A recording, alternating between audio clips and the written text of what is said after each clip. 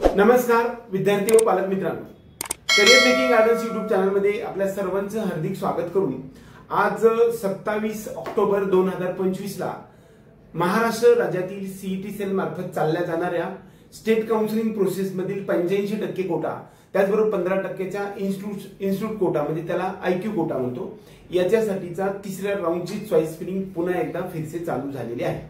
आपल्या सर्व राज्यातील विद्यार्थी आणि पालकांसाठी एक महत्त्वाचा टॉपिक आहे।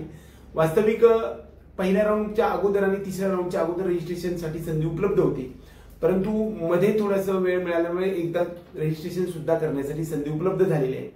ज्या विद्यार्थ्यांनी थर्ड राऊंडच्या अगोदर एकदा चॉईस फिलिंग करून ठेवलेली आहे, अशा विद्यार्थ्यांना काहीही चेंज करायचं नसेल तर तुम्ही काही नाही केलं तरी चालू शकतं। दुसरा महत्त्वाचा मुद्दा, ज्या विद्यार्थ्यांना थर्ड राऊंडच्या अगोदर म्हणजे त्याला राऊंड 3 च्या अगोदर चॉईस फिलिंग केलेली होती पण त्यात काही बदल करायचे, असे विद्यार्थी परत एकदा चॉईस फिलिंग एमबीबीएस आणि बीडीएसच्या ग्रुप ए साठी फक्त करता येऊ शकणार आहे।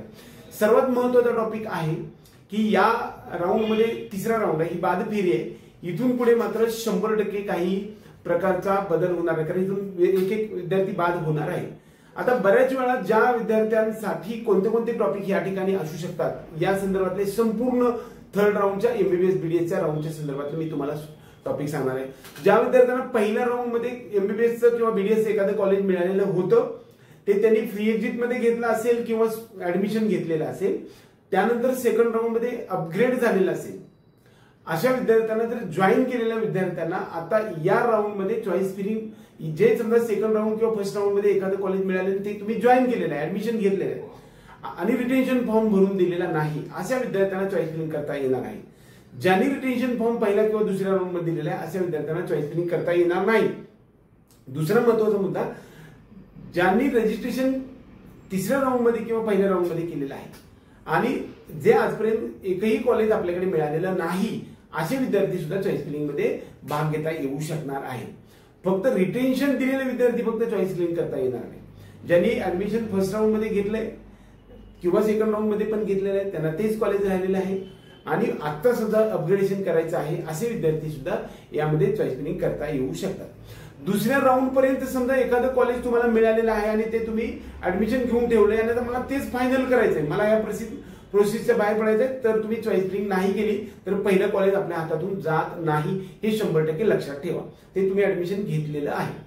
पहिल्या दोन्ही राऊंड मध्ये काहीच मिळालेलं नाही, आता या राऊंड मध्ये पण मला काहीच ट्राय करायचं नाही, तर तुम्ही चॉईस फिलिंग करू नका, मला डायरेक्ट स्ट्रे वेकेन्सी राऊंड मध्ये जायचंय असं असणाऱ्या विद्यार्थ्यांनी सुद्धा चॉईस फिलिंग नाही केली तरी चालू शकते।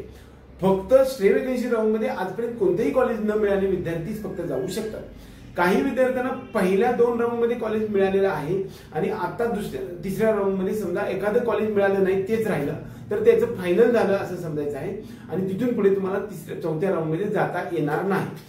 ज्या विद्यार्थ्यांनी पहिल्या दोन्ही राऊंड मध्ये काहीच मिळालेलं नाही, परंतु आता ह्या तिसऱ्या राऊंड मध्ये एखादं कॉलेज आपल्याला मिळणार आहे, तर ते जॉईन करणं बंधनकारक आहे। ऍडमिशन नाही घेतलं तर तुम्ही प्रोसेसच्या बाहेर पडता, ऍडमिशन घेतलं तरी सुद्धा ते कॉलेज तुमचं फायनल होतं आणि तुम्ही प्रोसेसच्या बाहेर पडता, तिथून पुढच्या सबसिक्वेंट म्हणजे स्ट्रे वेकेन्सी राऊंड किंवा चौथ्या राऊंड मध्ये जाऊ शकणार नाही।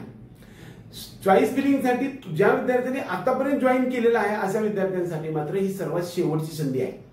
ज्या विद्यार्थ्यांना आजपर्यंत काहीच मिळालेलं नाही आणि तिसऱ्या राऊंड मध्ये पण काहीच मिळणार नाही, असे असणाऱ्या विद्यार्थ्यांना मात्र स्ट्रे वेकेन्सी राऊंड मध्ये चौथ्या राऊंड मध्ये आपल्याला चॉईस फिलिंग परत करता येणार आहे आणि त्यामध्ये चॉईस फिलिंग केल्यानंतर मात्र परत स्ट्रे वेकेन्सी राऊंडचे 1, 2, 3, 4 असे जरी राऊंड झालेले असते, स्ट्रे वेकेन्सी राऊंड 1, 2, 3 असे होतात, त्याला आपण 5वा 6वा असं म्हणू शकतो।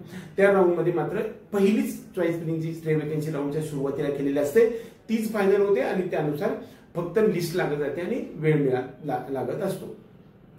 सर्व विद्यार्थी आणि पालकांना जर समजा त्यांनी बीएमएच्या राऊंड मध्ये एखादं कॉलेज त्यांना मिळालेलं असेल, तिकडे जर जॉईन केलेलं नसेल तर ते प्रोसेसच्या बाहेर पडतील तिसऱ्या राऊंड मध्ये जॉईन न केल्यामुळे, परंतु त्याचा परिणाम ग्रुप बी, ग्रुप सी आणि ग्रुप ए म्हणजेच एमबीबीएस बीडीएस आणि फिजिओथेरपीच्या राऊंडवरती कसलाही परिणाम होणार नाही, तिकडे ते अबाधित राहणार आहे। तिसऱ्या राऊंडच्या एमबीबीएस बीडीएस मध्ये तुम्ही चॉईस फिलिंग करताना विचारपूर्वक काळजीपूर्वक टाका की जेणेकरून हे कॉलेज मिळाल्यानंतर तुम्हाला 100% घ्यावंच लागणार आहे। आयक्यू कॉलेजमध्ये आयक्यू कोट्यामध्ये जर एमबीबीएस आणि बीडीएस मध्ये चॉईस फिलिंग करणार असाल तर मात्र हा ही तुमची बाद फेरी आहे, त्यामुळं विचारपूर्वक टाका किंवा कॉलेजशी बोलणे करून त्याची फीज संदर्भातला डिटेल इन्फॉर्मेशन घेऊनच कॉलेज टाका. नाही तर तुम्ही या प्रोसेसमध्ये नंबर लागला आणि तुम्ही कॉलेजवरती गेला तर तुम्हाला ते जास्त पैसे सांगू शकतात, कारण तुम्ही प्रोसेसच्या बाहेर पडता हे सर्वांना माहीत झालेलं आहे. त्यामुळे तुम्हाला ते जास्त पैसे सांगू शकणार आहे. त्यामुळे असे काही कॉलेजेसमध्ये तुम्हाला एमबीबीएस मध्ये असं बीडीएस मध्ये ऍडमिशन घ्यायचं असेल आयक्यू कोट्यामधून तर तुम्ही आमच्याशी संपर्क करू शकता. कॉलेज तुम्हाला बोलणी करून तुम्हाला त्या प्रक्रियेमध्ये देण्याचा आपण प्रयत्न करूया. दुसरा सर्वात महत्वाचा मुद्दा, अपग्रेडेशनसाठी सर्वात शेवटचा चान्स उपलब्ध आहे. बीएमएस, बीएचएमएस आणि बीएमएस साठी मिळालेल्या थर्ड राऊंड मध्ये चॉईस फिलिंग करून जे काही आपल्या सर्वांना आता रिझल्ट लागलेला आहे परवा दिवशी, त्या रिझल्ट साठीची रिपोर्टिंगची सुद्धा सध्या तारीख आहे. आता बऱ्याच वेळा काही विद्यार्थ्यांचे प्रश्न असतात की जर समजा आता ह्या कॉलेजमध्ये मी बीएमएसचं कॉलेज सेकंड राऊंड मध्ये ग्रुप बी मधून घेतलेलं आहे आणि आता तेच कॉलेज फायनल राहिलेलं आहे, आता ते जर राजीनामा नाही दिला एमबीबीएस बीडीएस मध्ये जर एखादं कॉलेज मिळालं तर तिकडे जाता येणार आहे का? कारण थर्ड राऊंड मध्ये तर सोडता येणार नाही, तर 100% जाता येणार आहे. परंतु AIQ ऑल इंडिया कोटा 52,000चं रजिस्ट्रेशन करून तिसऱ्या राऊंड मध्ये एखादं कॉलेज घेतलं आणि आता तिसऱ्या राऊंड मध्ये तुम्ही ऍडमिशन घेतलं आणि ते जर सोडायचं झालं तर मात्र 5 वर्षाची फीस भरूनच बाहेर पडावं लागत असतं. ऑल इंडिया कोट्याच्या बीएमएस, बीएचएमएस आणि बीयूएमएस मध्ये महाराष्ट्र राज्यातील डोमिसाईल असणारे विद्यार्थी आणि 10वी आणि 12वी महाराष्ट्रात झालेल्या विद्यार्थ्यांना सर्व कॅटेगरीचं बेनिफिट मिळत असतं. आज चालू होणाऱ्या या round 3 MBBS BDS group A मधील असणाऱ्या चॉईस फिलिंगसाठी एमबीबीएसचे सर्व कॉलेजेस तुम्ही जर पहिल्या राऊंड मध्ये म्हणजे आता तिसऱ्या राऊंडच्या अगोदर एकदा चॉईस फिलिंग झालेली होती, त्याच्यामध्ये बदल झालेला नाही. आता चॉईस फिलिंग मध्ये बऱ्याच वेळा अश्विनी सारखं कॉलेजमध्ये 2 सीट वाढलेले आहेत, 50 सीट्स वाढलेल्या आहेत आणि मालती मेडिकल कॉलेज मूर्तिजापूर अकोला या ठिकाणी 50 सीट्स आलेल्या आहेत. ह्यासाठी चॉईस फिलिंगसाठी उपलब्ध आहेत का? तर ते सध्या तरी उपलब्ध नाहीत, कारण सीईटी सेलकडे अपडेट झालेले नाही आहेत आणि त्याचबरोबर ते पुढे जाऊन आपल्याला फक्त एनएमसी ची मान्यता मिळालेली आहे. त्यामुळे ते पुढच्या राऊंड मध्ये झालं तर मात्र परत रिटेन्शन सुद्धा तोडता येऊ शकतो आणि परत चॉईस फिलिंग ह्या तिसऱ्या राऊंड मध्ये घेतलेल्या विद्यार्थ्यांना सर्वांना सुद्धा त्या कॉलेजसाठी तेवढेच चॉईस फिलिंग करण्यासाठी ओपन होऊ शकते. त्यामुळे तुम्हाला काही अडचण येणार नाही. सध्या तरी मालती कॉलेज येत नाही आहे, त्यामुळं अश्विनी कॉलेज तर येतच आहे, त्यामुळे त्याचे सीट्स आलेत का नाही तर सीट मॅट्रिक्स आलं नाही, त्यामुळं आपल्याला ते कॉलेजेसमध्ये सीट वाढून आलेत का नाही हे 100% सांगता येणार नाही, पण शक्यतो नाही आलं असं समजायला पाहिजे. सीट मॅट्रिक्स सध्या तरी आलेलं आहे. आपल्या सर्व विद्यार्थी आणि पालकांना राऊंड 3 एमबीबीएस बीडीएसच्या ग्रुप ए महाराष्ट्र सीईटी सेलच्या प्रोसेसमध्ये चॉईस फिलिंगची लिंक मी डिस्क्रिप्शन बॉक्समध्ये दिले, त्याच्यावरती जाऊन तुम्ही चॉईस फिलिंग करू शकता. एवढंच या.